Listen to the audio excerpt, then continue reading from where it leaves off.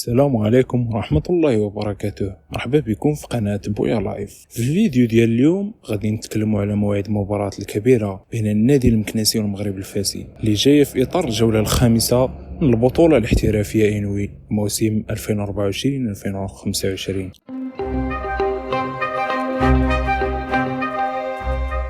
مباراة غادي تلعب السبت الجاي على الساعة 6 مساء بتوقيت المغرب. غتلعب في الملعب البلدي لمدينة القنيطرة، لكن للأسف المباراة غادي تكون بدون جمهور بناء على قرار من السلطات المحلية. واش غادي يكون تكافؤ الفرص؟ فريقين عندهم تاريخ طويل في البطولة، وهذه المواجهة أكيد غادي تكون قوية. شنو توقعاتكم؟ خليوا لنا تعليقاتكم لتحت. ما تنسوش تشتركوا في القناة وديروا لايك إذا عجبكم المحتوى باش نبقاو نوصلوا لكم كل جديد ديال الكرة المغربية. تهلاو.